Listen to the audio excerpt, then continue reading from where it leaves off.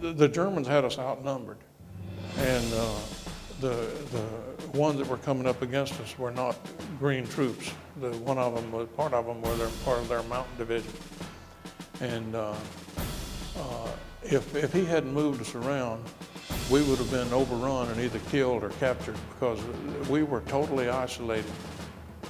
And I still don't know how he did the figure he did.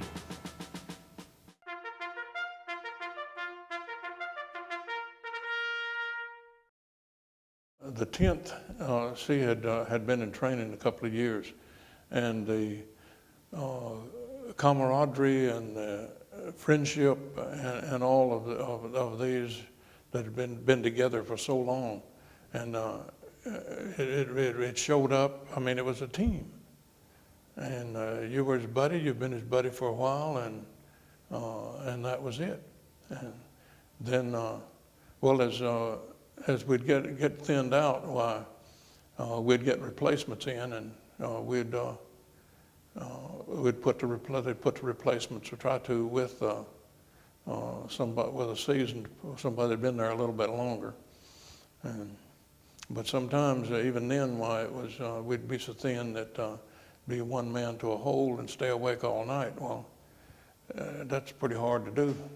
So, well, for instance, at one place, well, on the ridge, I took my bayonet and started making mud balls, and I had a whole stack of mud balls come daylight. Just dig a little mud and make a little marble and put it over in the stack, because you would sleep on your feet. The 10th Division has, about every 3 years, has made a tour of going back, and they go back into these into these villages, and they really have the people welcome them. They have a real good trip, and we were never in a situation where we could go with the group was going. And this past spring, Helen and I joined a commercial tour group, and were able to break away from it for one day, and we.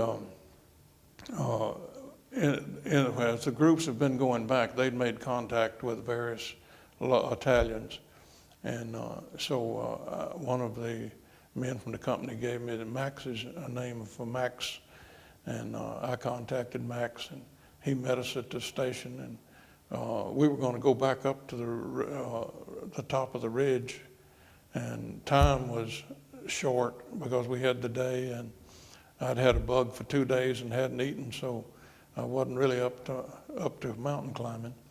But Max took us around to the German side while we were on Piso di Campiano, and at a building where the German headquarters was. Why Max and his local historical group, that we met with them, and we were going to go to climb to the top of the ridge and toast the victory on the top. But since we weren't able to go back, well, we started up it, and we had a toast halfway up it, and then came back, and in a building that an American shell had hit one corner. Why, they had a table with all kinds of sausages and cheese and more kinds of wine than you could ordinarily see anywhere, but all of them had a pack with a couple of bottles sticking out of it, and it was quite a nice meal. So, but talking to them, Max's father and a neighbor had heard the first shooting on the 19th from farther down the ridge, where A Company or C Company one didn't, and of course our shooting didn't start till later, till daylight, and. Max, his father, and another man had buried Germans after the battle where we were. And one of the neighbors told me that about 9 o'clock, a German soldier came in that was wounded, and said that he had killed an American. And the timing and all, why, I know it was Willie Godwin.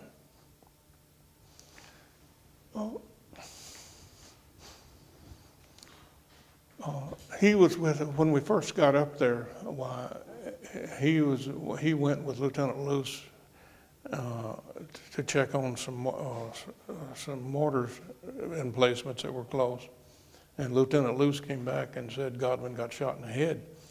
So it was sort of ironic to, I could time it to, it had to be him. Mermit was also killed in the first day.